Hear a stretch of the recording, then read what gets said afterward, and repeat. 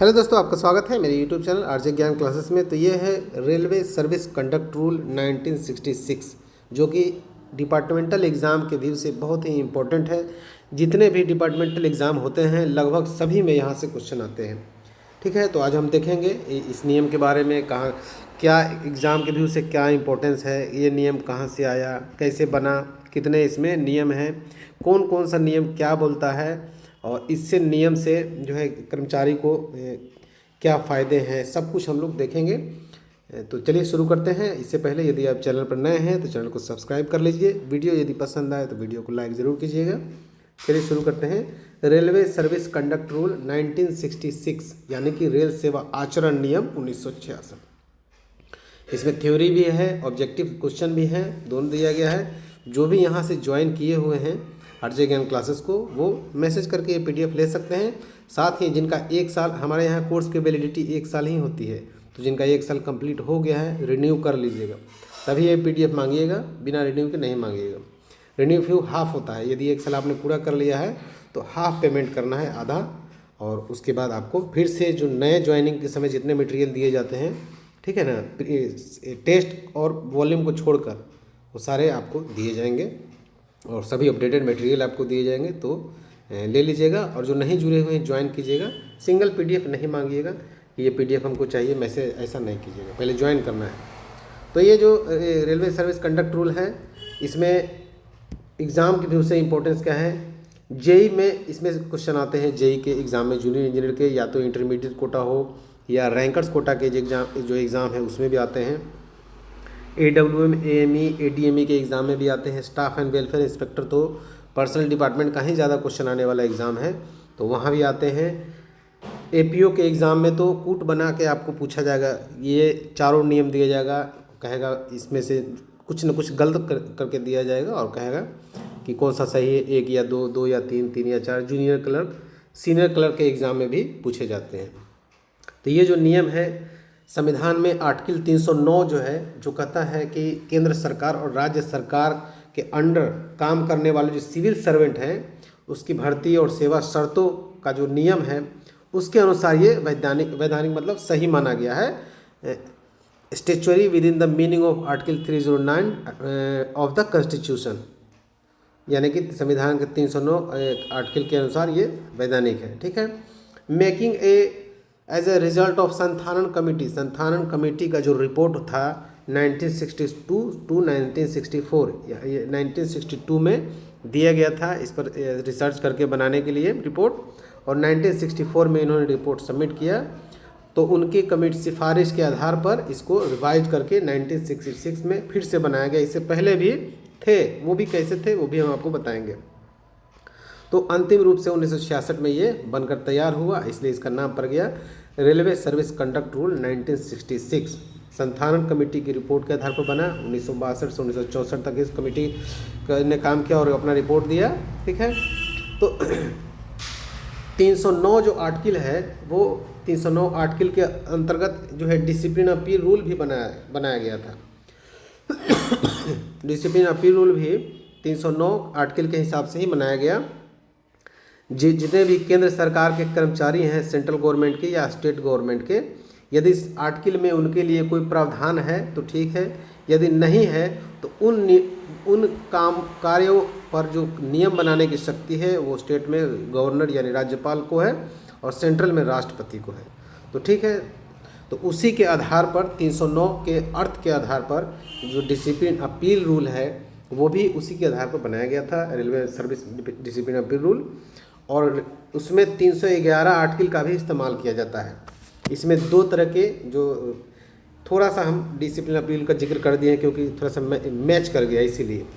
Discipline appeal rule are also called railway servant discipline and appeal rule 1968 के नाम से इसको जाना जाता है, railway DNAR rule 1968। These are issued by president of India under article 309 of constitution of India, यानी कि संविधान के आर्टिकल 309 के अनुसार राष्ट्रपति के शक्ति के आधार पर ये बनाया गया। और इसमें जो है 2 तरह की पेनाल्टी होती है, आप जानते हैं, एक मेजर होता है और माइनर पेनाल्टी होता है। तो जब भी मेजर पेनाल्टी किसी को दिया जाता है उसमें आर्टिकल 311 के प्रावधानों को ध्यान में रखा जाता है। ठीक है, तो इसमें according to DNAR rule 1968 2 types of penalty can be imposed, 2 तरह के पेनल्टी इम्पोज किए जाते हैं railway service. They are called minor and major penalty, इसको माइनर और मेजर पेनल्टी के नाम जाना जाता है।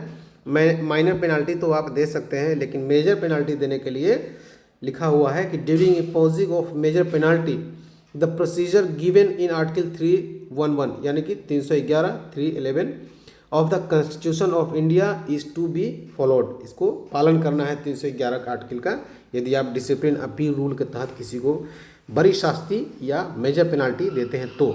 ठीक है, आगे देखते हैं इसके बारे में, इस रूल के बारे में। डिसिप्लिन दोनों लैंग्वेज में बनाया गया है। ठीक है, जितने भी एक क्लाउज लिखा गया है, मतलब एक पैराग्राफ इंग्लिश में, फिर उसी को हिंदी में लिखा गया है, आपको समझ में भी आएगा, क्योंकि यहाँ जो है साउथ नॉर्थ ईस्ट वेस्ट सब रीजन के लोग जीरो रहते हैं, तो किसी को हिंदी आती है, किसी को नहीं भी आती है, तो 2 लैंग्वेज को प्राथमिकता दिया गया है, तीसरा लैंग्वेज इम्पॉसिबल है। चलिए आगे देखते हैं। The railway service conduct rule 1966 were formulated by the Indian railway to established, Indian railway के द्वारा बनाया गया, बाद में establish ethical and behaviour standard of its employee, जो कर्मचारी है उसकी नैतिक जो है कुछ ना कुछ जिम्मेवारी होती है, और उसका व्यवहार जो है उसको ठीक तरह से रहने जो कार्य जो ड्यूटी कर रहे हैं, जो कार्य कर रहे हैं, रेलवे में सेवा दे रहे हैं, तो वो सही तरह से होता रहे, इसके लिए बनाया गया। अगला है ये emphasising honesty dedication to duty and political neutrality, यानी कि बिल्कुल न्यूट्रल रहना है, राजनीति में किसी प्रकार का हस्तक्षेप इस क्षेत्र, यदि गवर्नमेंट जॉब में है तो राजनीति से आपको किसी प्रकार का लेना देना नहीं है, और ऐसा एक रूल भी बनाया गया है। ठीक है ना। दे सप्रेस्ड और updated previous instruction to address modern challenges such as sexual harassment, rule number 3C जो है बताता है महिलाओं के सेक्सुअल हरासमेंट से लेके से संबंधित है, एंड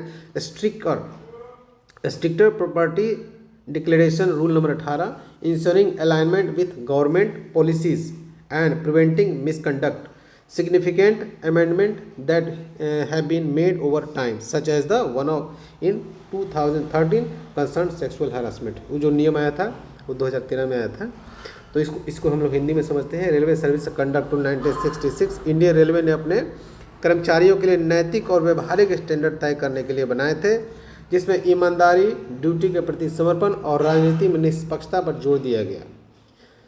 इससे पहले के निर्देशों को बदला या अपडेट किया गया ताकि यौन उत्पीड़न नियम 3C और सख्त घोषणा नियम 18 जैसे आधुनिक चुनौतियों को शामिल किया जा सके, जिसमें सरकारी नीतियों के साथ तालमेल बना रहे और दुर्व्यवहार को रोका जा सके। समय के साथ इसमें कई संशोधन भी हुए हैं, वही आपको बताया गया है।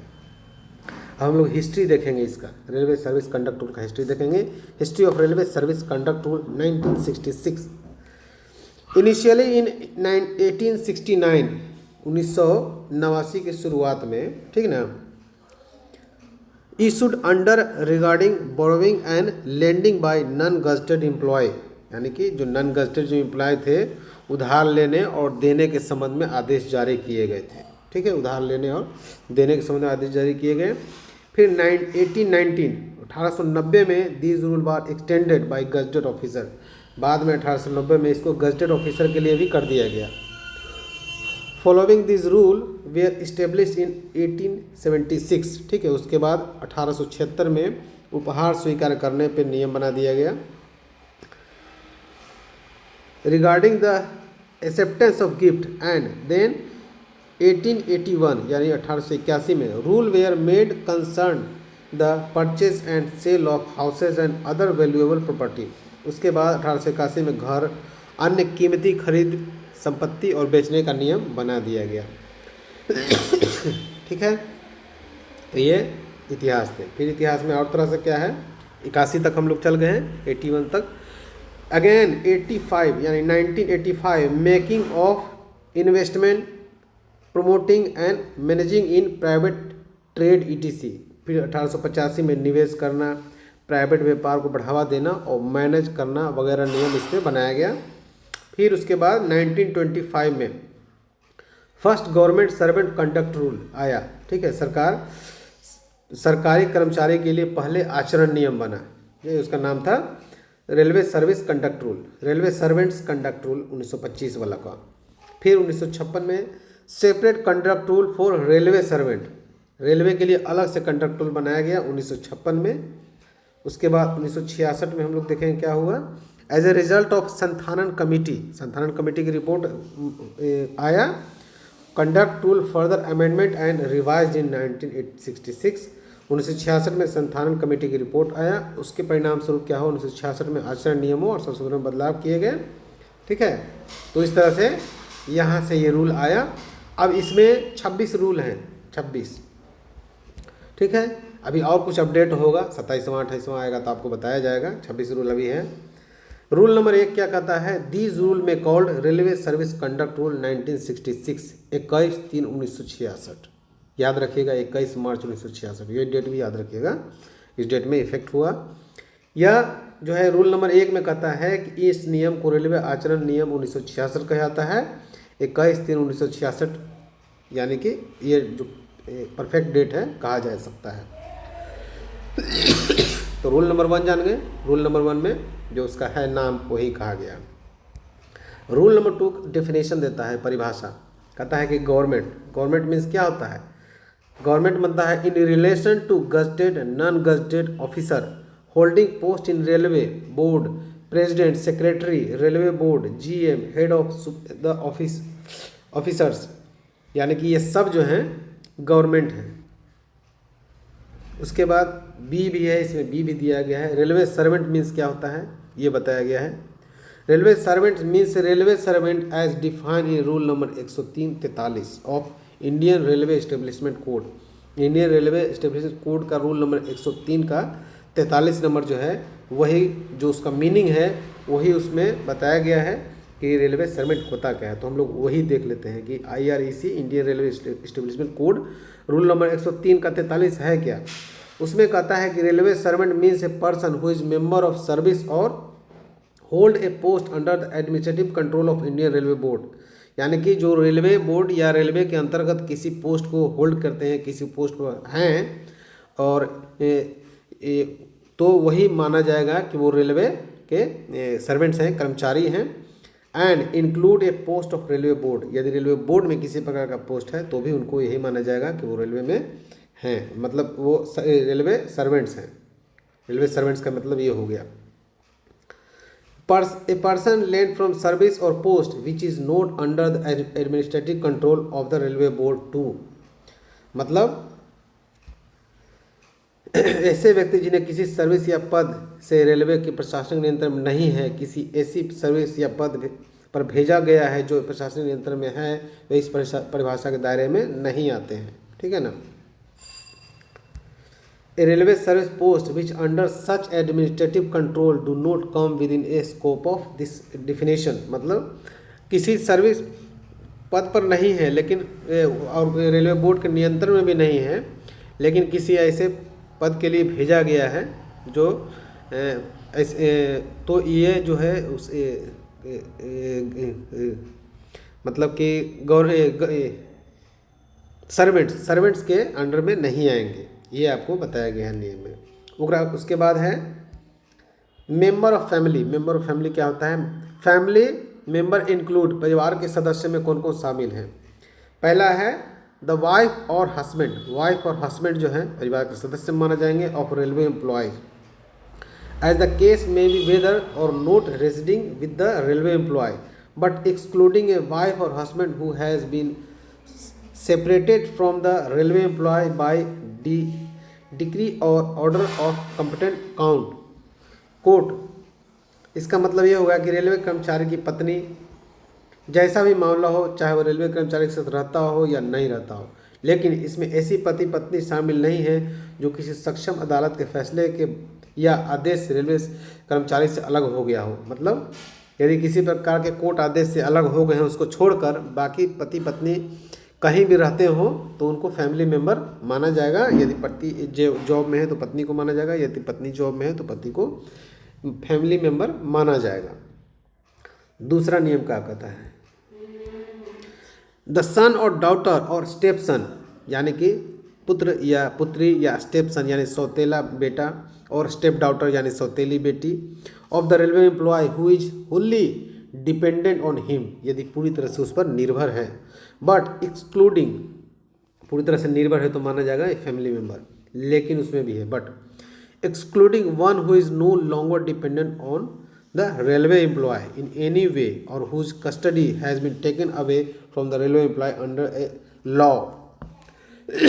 लेकिन इसमें ऐसा नहीं है जो अब किसी भी तरह के रेलवे कर्मचारी पर निर्भर नहीं है या जिसकी कस्टडी रेलवे कर्मचारी से किसी कानून के तहत छीन ली गई है, ठीक है ना, तो वो नहीं आएंगे। आगे है तीसरा number, any other person related to railway employee or railway employee's wife और husband by blood or marriage and who is wholly dependent of railway employee, मतलब कोई भी व्यक्ति जो खून के रिश्ते या शादी से किसी कर्मचारी या रेलवे कर्मचारी की पति पत्नी से संबंध हो और पूरी तरह से रेलवे कर्मचारी पर निर्भर हो तो वो आएगा। चलिए रूल नंबर 2 देख लिए, अब रूल नंबर 3 देखते। रूल नंबर 3 1 है, every railway servant shall all time, यानी कि प्रत्येक कर्मचारी को हर समय क्या करना चाहिए, मेंटेन एब्सोल्यूट इंटीग्रिटी, यानी पूरी ईमानदारी बनाए रखना चाहिए। रिश्वतखोरी, भ्रष्टाचार, चोरी, जालसाजी, फंड का गलत इस्तेमाल, रेलवे रेवेन्यू का नुकसान, तोड़ फोड़, रिकॉर्ड से छेड़छाड़, गुप्त जानकारी लीक करना, महत्वपूर्ण सबूतों को छिपाना आदि में ईमानदारी रखना चाहिए, ऐसा काम नहीं करना चाहिए। यही जो रेलवे के रूल है 3 का 1 उसमें कहा गया है। आगे देखते हैं 3 का 1 का 1 है, 3 का 1 का 1 है, ठीक है ना। देखिए रूल नंबर 3 का 1, 3 का 1 का 1, 3 का 1 का 2, 3 का 1 का 2 कहता है मेंटेन डिवोशन और टू ड्यूटी, कर्तव्य के प्रति समर्पण बनाए रखना है। यानी कि बिना अनुमति के अनऑथोराइज्ड एब्सेंस नहीं करना है फ्रॉम ड्यूटी।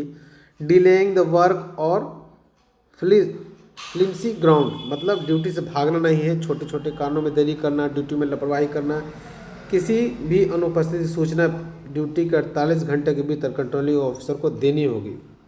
यदि आप नहीं आते हैं तो 48 आवर्स के अंदर आपको देना होगा कि हम क्यों नहीं आ रहे हैं, ठीक है।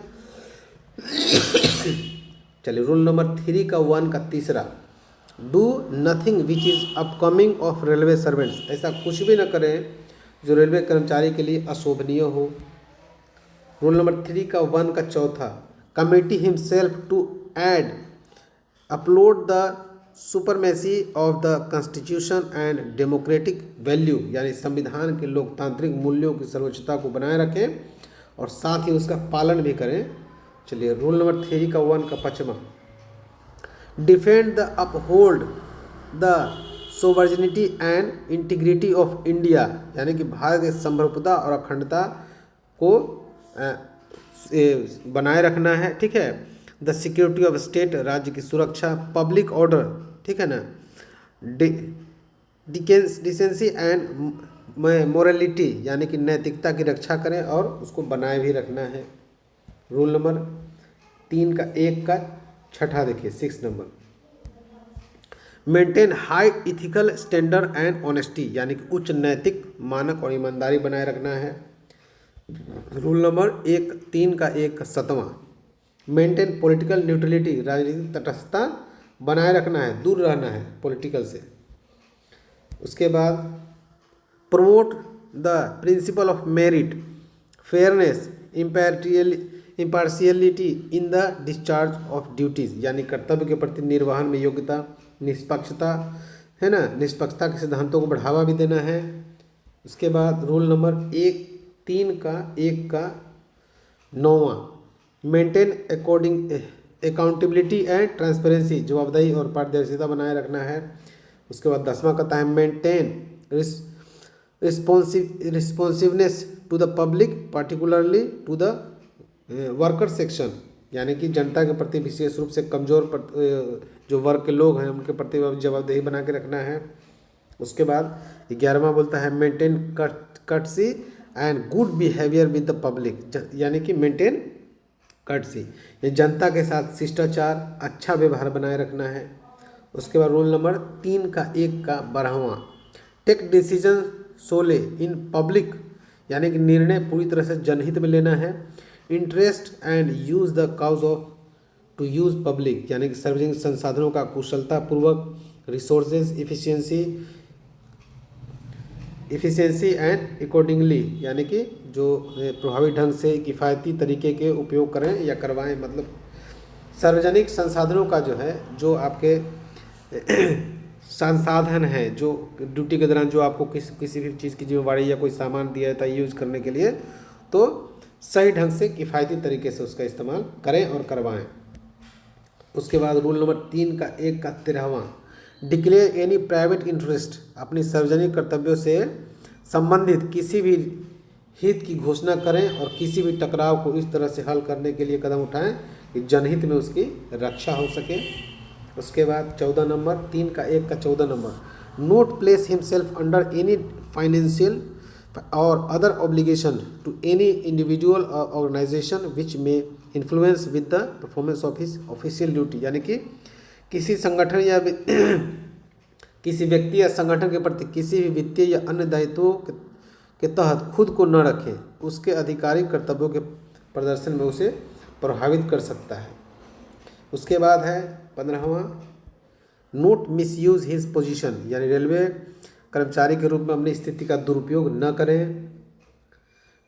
Note take decision in order to drive financial or material benefits or himself his family or his friends, अपने परिवार अपने दोस्तों के लिए वित्तीय या भौतिक लाभ प्राप्त करने के लिए निर्णय न लेना है।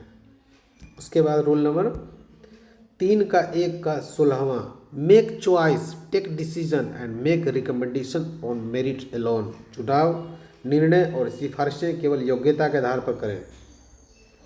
उसके बाद act with fairness and impartially and note discriminate against any one, यानी निष्पक्षता और निष्पक्षता के साथ कार्य करें, किसी के साथ भेदभाव नहीं करें, विशेष रूप से समाज के गरीब वर्गों और वंचित वर्गों के साथ भेदभाव न करें। उसके बाद 17वां refrain from doing anything which is और may be contrary to any law, rule, regulations and established practices, यानी कि ऐसा कुछ भी करने से बचें जो कानून के नियमों विनियमों स्थापित प्रथाओं के विपरीत हो या हो सकता है। ठीक है।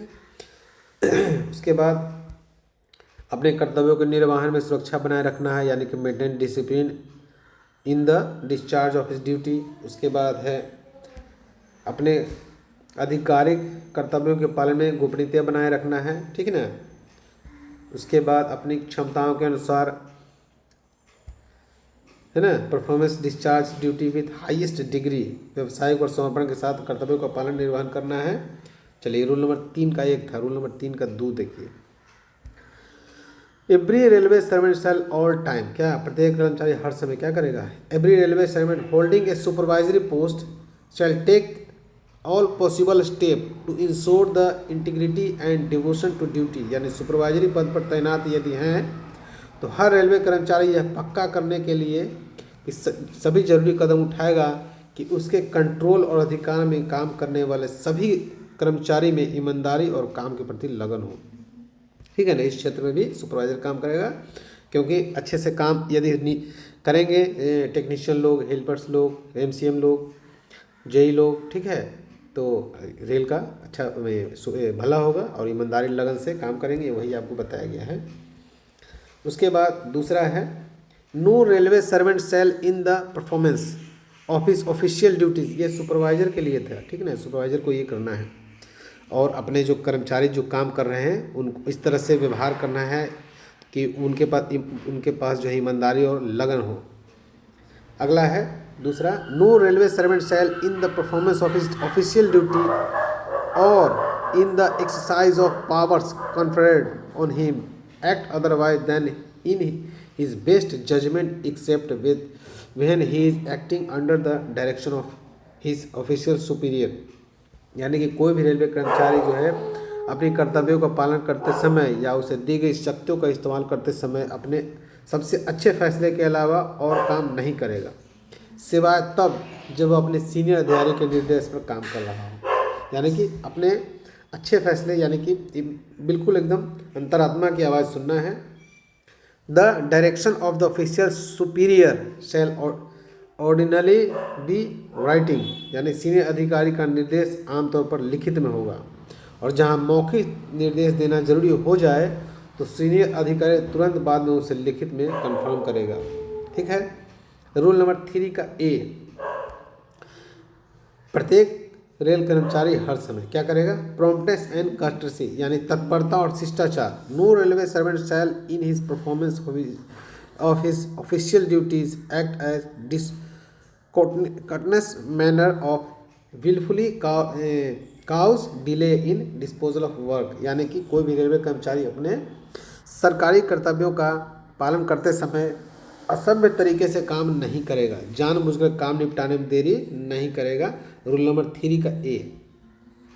रूल नंबर 3 का बी कहता है कि ऑब्जर्व ऑफ गवर्नमेंट पॉलिसी, सरकारी नीतियों का पालन करना है।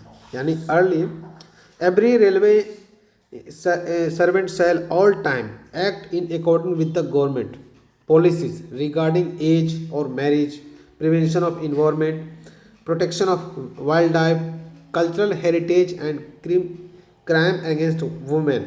यानी कि हर रेलवे कर्मचारी हर समय शादी की उम्र, पर्यावरण के संरक्षण, वन्य जीव की सुरक्षा, सांस्कृतिक विरासत, महिलाओं के खिलाफ अपराधों के संबंध में जानकारी, नीतियों के अनुसार काम करेगा। रूल नंबर 3 का बी था। चलिए रूल नंबर 3 का सी।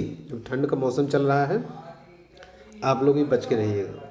Provision of sexual harassment of working women, यानी कि कामकाजी महिलाओं के यौन उत्पीड़न पर भी रोक के लिए ये बनाया गया है। रूल नंबर 3 का सी। और इसमें आ जाता है, इसको आप जो है ना, सभी तो नियम इम्पोर्टेंट ही हैं, लेकिन इसको भी ध्यान में रखना है तरह विशेष, क्योंकि महिलाओं से या गवर्नमेंट के को जहाँ ज़्यादा करप्शन की संभावना है वहाँ से, या जो ज़्यादा नियम में तोड़े जा सकते हैं उस तरह के नियम हैं, तो वो सब इम्पोर्टेंट हो जाते हैं।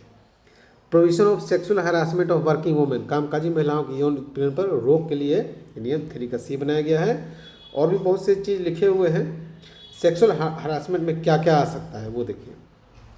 पहला है फिजिकल कॉन्टैक्ट एंड एडवांसेस, यानी कि शारीरिक संपर्क और आगे बढ़ना, इस तरह का कोई अगर हरकत करते हैं तो वो सेक्सुअल हैरासमेंट रूल के अंतर्गत आ जाएगा।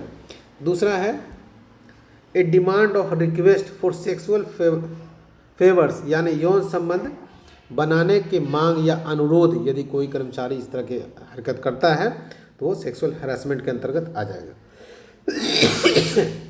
सेक्सुअल कलर्ड रिमार्क्स, यौन संबंधित टिप्पणियां यदि कोई करता है तो भी उसमें आ जाएगा।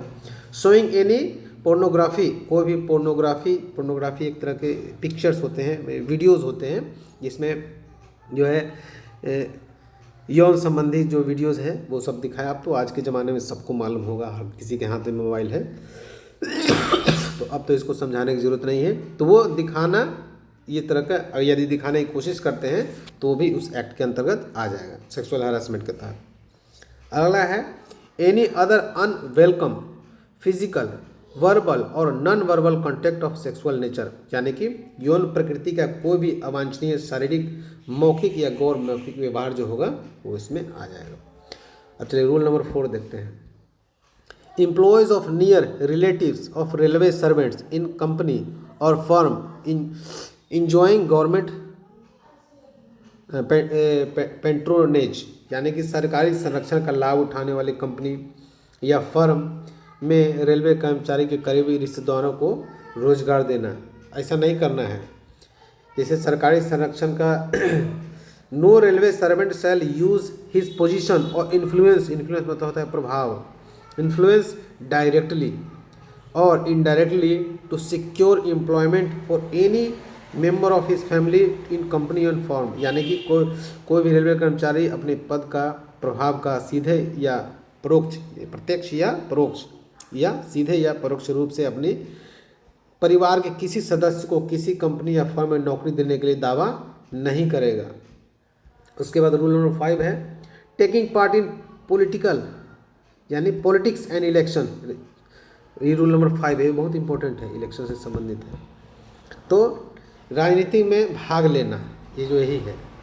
इसमें क्या कह रहा है, no railway servant shall be a member of or be otherwise associated with any political party or any organization which take part in politics, nor shall he take part in। यानी कि कोई भी कर्मचारी किसी पॉलिटिकल पार्टी या किसी इस संगठन का सदस्य नहीं होगा जो राजनीति में हिस्सा लेता है, और न ही वह किसी पॉलिटिकल आंदोलन या गतिविधि में हिस्सा लेगा। ठीक है ना। रूल नंबर 6 है ज्वाइनिंग ऑफ एसोसिएशन और union by railway servant.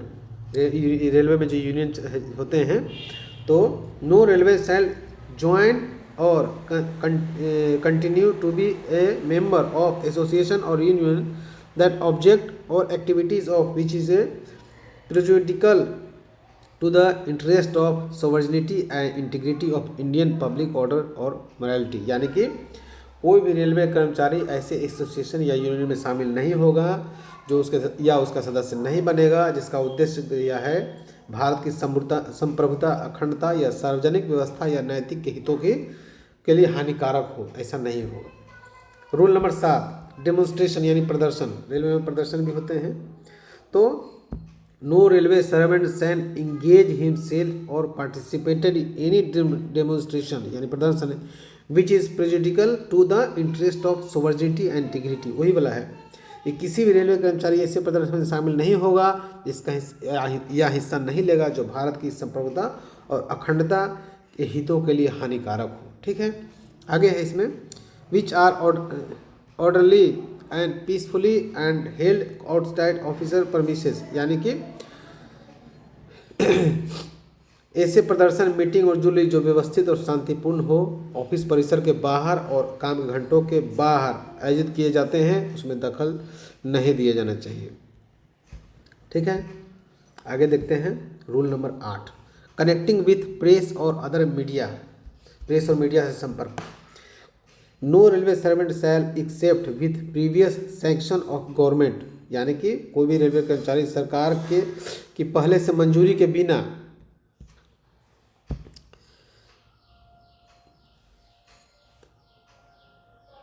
On Holi और इन पार्ट और कंडक्ट और पार्टिसिपेट इन एडिटिंग और मैनेजमेंट ऑफ न्यूज़पेपर और अदर पीरियोडिकल पब्लिकेशन। यानी कि दूसरी पीरियडिकल पब्लिकेशन या इलेक्ट्रॉनिक मीडिया का मालिक नहीं होगा कोई भी रेलवे कर्मचारी पूरी तरह से या आंशिक रूप से, न ही उसे संचालन करेगा या उसके एडिटिंग या मैनेजमेंट में हिस्सा लेगा।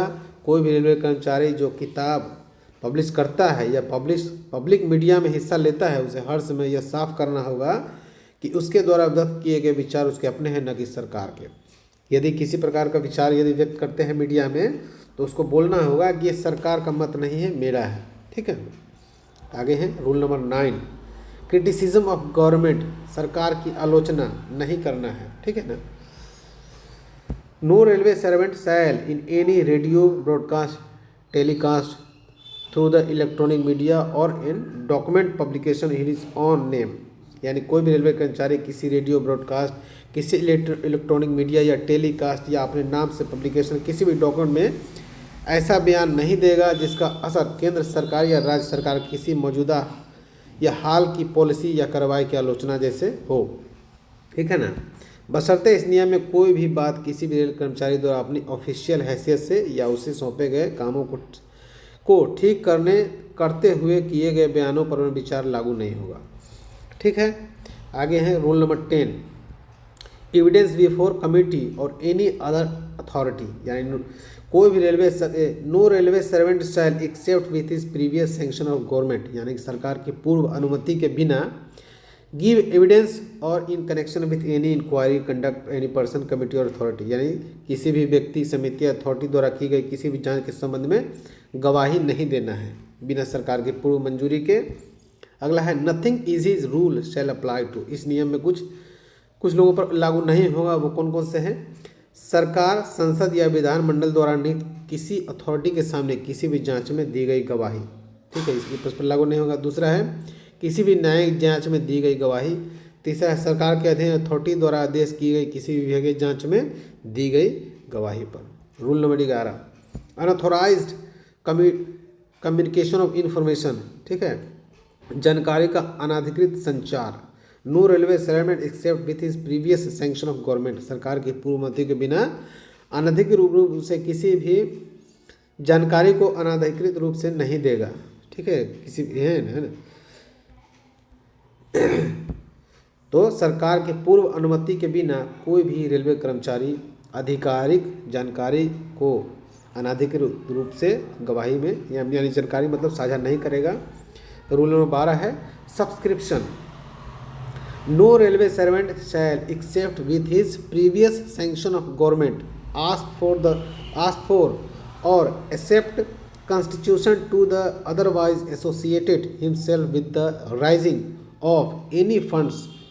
मतलब कोई भी रेलवे कर्मचारी सरकार की पिछली मंजूरी के बिना किसी भी मकसद से किसी फंड या अन्य कलेक्शन के लिए नगद या वस्तु के रूप में चंदा नहीं मांगेगा, नहीं स्वीकार करेगा और खुद उसमें नहीं जोड़ेगा। रूल नंबर 13 गिफ्ट, ये बहुत इंपॉर्टेंट है, यहाँ से आता है। ठीक है ना, गिफ्ट में क्या है, यदि कोई ओकेजन है, ठीक है ना, वेडिंग है, एनिवर्सरी है, फ्यूनरल्स यानी कि कोई मर जाता है तो अंतिम संस्कार जो बोलते हैं वो होते हैं फ्यूनरल्स, और रिलीजियस फंक्शन यानी धार्मिक कोई उत्सव है, तो यदि ग्रुप ए कर्मचारी है, ग्रुप ए ऑफिसर है, कर्मचारी ऑफिसर, तो 25,000 तक ले सकते हैं। ठीक है ना, ग्रुप बी है तो 15,000 तक का उपहार ले सकते हैं, ग्रुप सी है तो 7500 तक का उपहार ले सकते हैं। ठीक है ना, उसके बाद इन जो आपको बताया गया occasion, wedding, anniversary, funerals, religious function, इसके अलावा इन अदर केस में railway shall not accept any gift without the sanction of government in the value exceed. कोई भी गिफ्ट मंजूर नहीं करेगा यदि उसका मूल्य इतना से अधिक हो। यदि इतना तक है तो चलेगा, इससे ज़्यादा है तो नहीं करेगा। कितना है, 5,000 है ग्रुप ए और ग्रुप बी कर्मचारी के लिए। यदि किसी प्रकार का फंक्शन नहीं है, अदर कोई चीज़ है तो उसमें 5,000 का कर सकते हैं, एक्सेप्ट कर सकते हैं कोई गिफ्ट। 2,000 है ग्रुप सी और ग्रुप डी के लिए, 2,000 ग्रुप सी और ग्रुप डी के पद के लिए 2,000 है। ए गवर्नमेंट सर्वेंट में receive return gift foreign dignitaries market value of which does not exceed rate 1,000। यानी एक सरकारी कर्मचारी विदेशी गण्यमान्य व्यक्ति से ऐसा उपहार प्राप्त कर सकता है, रख सकता है जिसका बाजार मूल्य 1,000 से अधिक न हो। ठीक है, उसके बाद रूल नंबर 13 का ए दहेज। नो रेलवे सर्वेंट, कोई भी जो रेल का कर्मचारी है ना तो दहेज लेगा, ठीक है ना, गिव और टेक और एबेट द गिविंग और टेकिंग ऑफ डोरी, यानी न दहेज लेगा न दहेज देगा और ना ही इसमें लेने में किसी की मदद करेगा। उसके बाद क्या कहता है, डिमांड डायरेक्टली और इनडायरेक्टली, प्रत्यक्ष या अप्रत्यक्ष रूप से, from the parents or guardian of bride or bride groom as the case में बी एनी डॉरी, यानी दूल्हे या दूल्हे के माता पिता या गार्जियन से जैसा भी मामला हो, सीधे या इनडायरेक्टली कोई दहेज नहीं मांगेगा। Explanation, for the purpose of his rule dowry has the same meaning in the dowry prohibition act 1968। Dowry prohibition act जो आता है जो है ना 1961, तो इस नियम के तहत दहेज का वही मतलब होगा जो दहेज प्रोहिबिशन एक्ट 1961 में है। वो जो एक्ट है इसमें भी वही उसका मीनिंग होगा। ठीक है ना, यानी कि जो एक्ट है ये दहेज का जो भी उसमें लिखा गया है रूल नंबर 13 ए के अंतर्गत वो सारा चीज़ आएगा। आगे हो गया। इस एक्ट में दहेज का मतलब कोई भी प्रॉपर्टी या कीमती सिक्योरिटी है जो सीधे या इनडायरेक्टली में दी गई है या देने के लिए सहमत हुई हो, शादी के एक पक्ष द्वारा दूसरे पक्ष को जो दिया गया, शादी के किसी भी पक्ष के माता पिता या किसी अन्य व्यक्ति द्वारा दिया गया, ये सब आएंगे। Rule number 14, public demonstration in honour of railway servants, rail कर्मचारी के सम्मान में सार्वजनिक प्रदर्शन। सरकार की पिछली मंजूरी के बिना या मानद विदाई भाषण स्वीकार नहीं कर सकते हैं या कोई प्रशंसा पत्र स्वीकार कर नहीं कर सकते हैं या उनके सम्मान में किसी अन्य सरकारी कर्मचारी सम्मान आयोजित मनोरंजन की किसी बैठक में शामिल नहीं हो सकते हैं, यानी कि अनुमति लेना है। रूल नंबर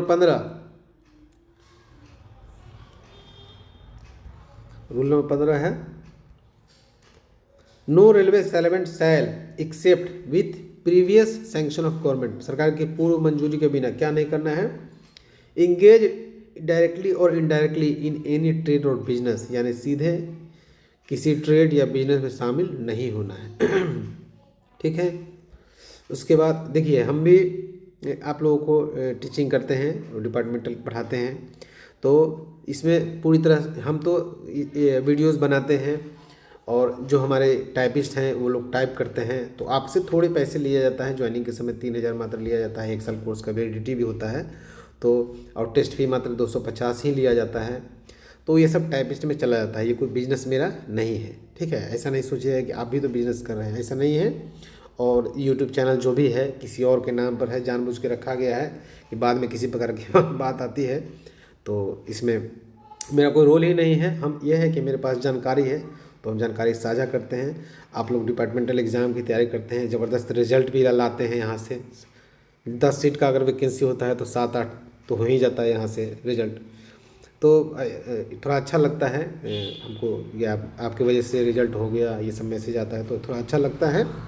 तो बस यही है, और कोई बिजनेस है नहीं। ठीक है, तो इसलिए इसको नहीं दिमाग में रखिएगा कि मेरा भी कोई बिजनेस है और रेल के हम नियम का उल्लंघन कर रहे हैं। दूसरा है negotiate for the undertake any other employment, किसी दूसरे काम के लिए बातचीत करना या उसे करना, ये भी नहीं करना है। रूल नंबर 15 का ए है, बहुत इंपॉर्टेंट है, बहुत एग्जाम में आया हुआ है और आएगा भी। Subletting and vacation of government accommodation, यानी कि सरकारी आवास को सबलेट करना, यानी किराया पर किसी को दे देना, ठीक है ना, या खाली करना, ये आपको उस नियम के अंतर्गत आते हैं। चलिए इसको थोड़ा सा पढ़ लेते हैं हम लोग। Save as otherwise provided in any other law of the time begin in force no railway servant, यानी कि जब तक किसी दूसरे कानून में इसके विपरीत कोई प्रावधान न हो तब तक no railway servant shall sublet lease और otherwise allow occupation by any other person, यानी अपने क्वार्टर को किसी को लीज पर देना या रहने के लिए अनुमति देना, ठीक है ना, of government accommodation which has been allotted to him, या जो आपको अलॉट किया गया है वो किसी को नहीं देना है, लीज पर नहीं देना है, दूसरे व्यक्ति को किराए पर नहीं लगाना है।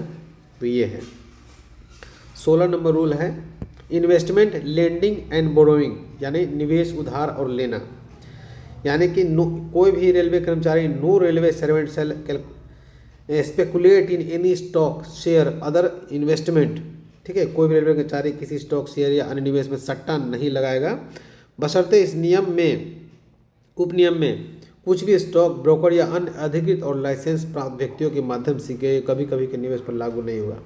यानी कि जो स्टॉक है, ब्रोकर है या कुछ अधिकृत और लाइसेंस प्राप्त व्यक्तियों हैं उसके माध्यम से कभी कभी यदि निवेश किया जाता है तो वो इसमें नहीं आएगा, वो कर सकते हैं। उसके बाद किसी व्यक्ति या फर्म प्राइवेट लिमिटेड कंपनी जिससे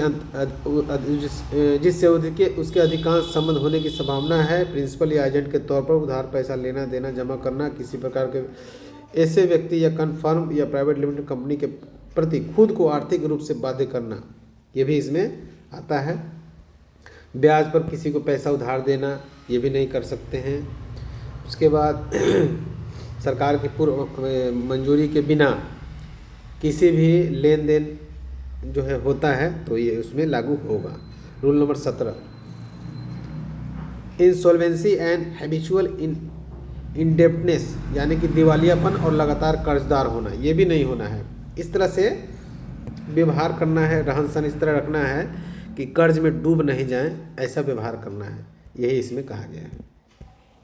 उसके बाद rule number 18 transaction of movable और इमूवेबल प्रॉपर्टी, यानी कि कोई प्रॉपर्टी यदि खरीद रहे हैं, ठीक है ना, तो शेयर डिबेंचर ये सब जो कर रहे हैं, तो हर रेलवे कर्मचारी अपनी पहली नियुक्ति पर अपनी संपत्ति और देनदारियों का रिटर्न जमा करेगा। ठीक है ना, आपके पास क्या प्रॉपर्टी है वो सब कुछ लिख के देना है।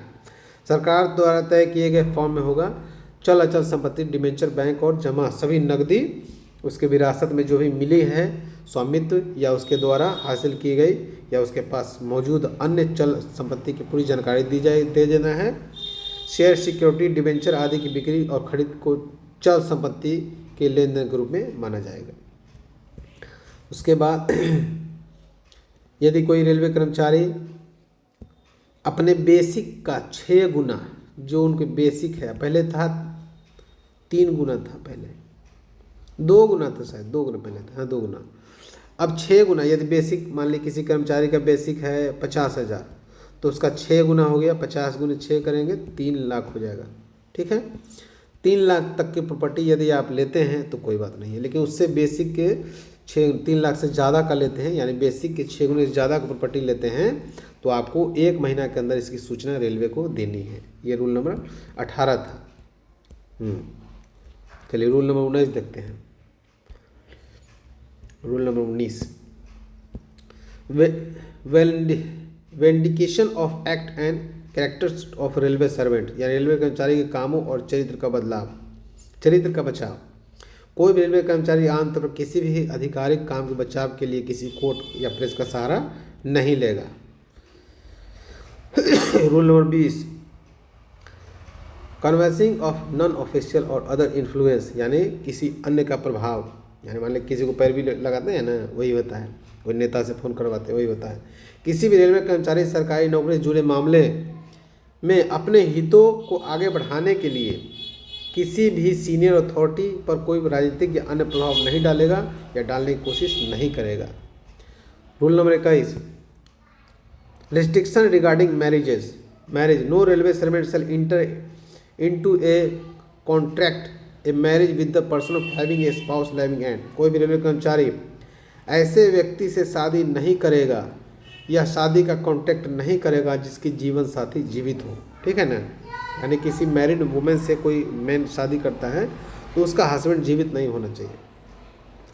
तो ये है नियम। रूल नंबर 22 देखते हैं। Consumption of intoxicating drink and drugs, यानी नशीले पेय पदार्थ का सेवन नहीं करना है। रूल नंबर 22 का कोई भी रेलवे कर्मचारी 14 साल से कम के उम्र के बच्चों को अपने काम पर अपने यहाँ नहीं रखेगा। रूल नंबर 23, इंटरप्रिटेशन, यानी इस नियम की व्याख्या करने का अधिकार राष्ट्रपति के पास सुरक्षित है।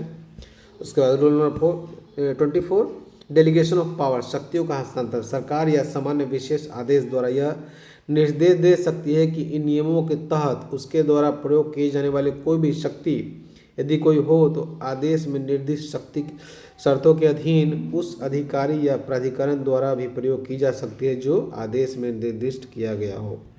Rule number 25, repeal and saving, निरसन या निरस्त करना और बचत।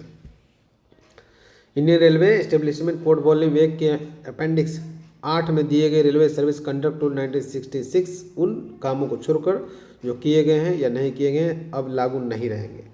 Rule number 26, obligation of ability by the administrative instruction, यानी कि सभी प्रशासनिक निर्देशों का पालन करने की बाध्यता।